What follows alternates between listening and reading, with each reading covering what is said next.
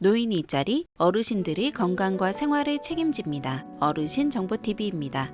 최근 정부가 2026년 국민건강보험 시행계획이라는 200페이지가 넘는 엄청난 양의 정책 문서를 오픈했습니다. 이 자료는 앞으로 건강보험이 어떻게 바뀌는지, 의료비 부담을 어떻게 줄일지 등을 담은 공식 정책 문서입니다. 그래서 오늘 영상에서는 이 복잡한 시행계획 내용을 어르신들이 꼭 알아두시면 좋은 내용만 골라서 쉽고 간단하게 설명해 드리겠습니다. 특히 병원비 부담을 줄여주는 정책과 의료비 지원 제도 변화가 포함되어 있으니 끝까지 보시면 도움이 되실 겁니다. 먼저 중요한 변화 중 하나는 재난적 의료비 지원 확대입니다. 재난적 의료비라는 말이 조금 어렵게 들릴 수 있지만 쉽게 말하면 큰 병이나 사고로 인해 의료비가 너무 많이 나왔을 때 정부가 일부 비용을 지원해주는 제도입니다. 지금도 이미 시행되고 있는 제도이지만 앞으로는 지원 기준을 더 넓혀서 더 많은 국민이 도움을 받을 수 있도록 하는 방향으로 검토되고 있습니다. 특히 소득이 낮거나 의료비 부담이 큰 가구의 경우에는 본인 부담을 줄여주는 방식으로 지원이 확대될 가능성이 있습니다. 어르신들의 경우도 갑자기 큰 병으로 병원비가 많이 나오는 상황이 생길 수 있기 때문에 이런 제도는 알아두시면 도움이 될 수 있습니다. 또 하나 중요한 부분은 저소득층 의료비 부담 완화 정책입니다.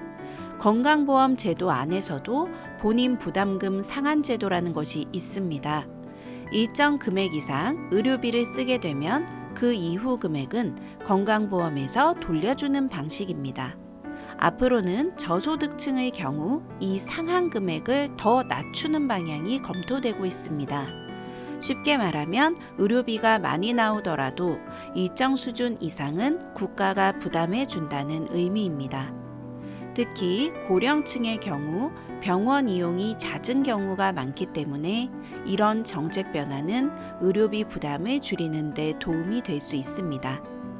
여기에 더해 희귀 질환이나 중증 질환 환자의 약값 지원 확대도 포함되어 있습니다.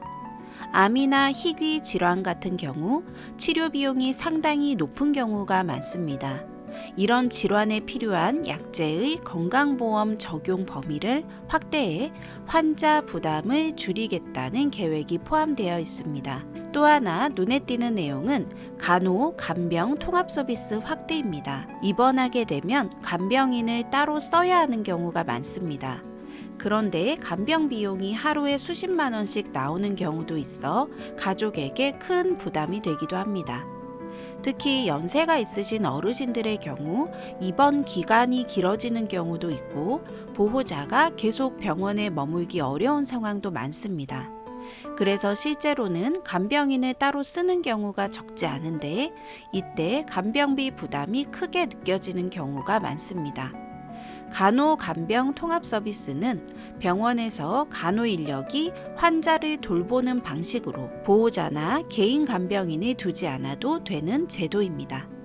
이 서비스가 확대되면 어르신이 입원하셨을 때 보호자가 병원에 계속 머물지 않아도 되고 개인 간병인을 따로 쓰지 않아도 되는 경우가 늘어날 수 있습니다.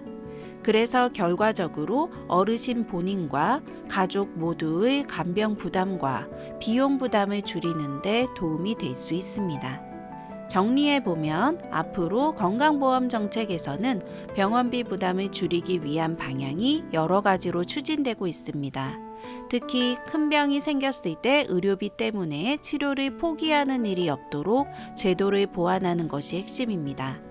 다음 영상에서는 또 하나 중요한 변화인 어르신 건강관리 정책, 특히 만성질환 관리와 약을 많이 드시는 분들을 위한 다제약물 관리 정책에 대해 자세히 말씀드리겠습니다.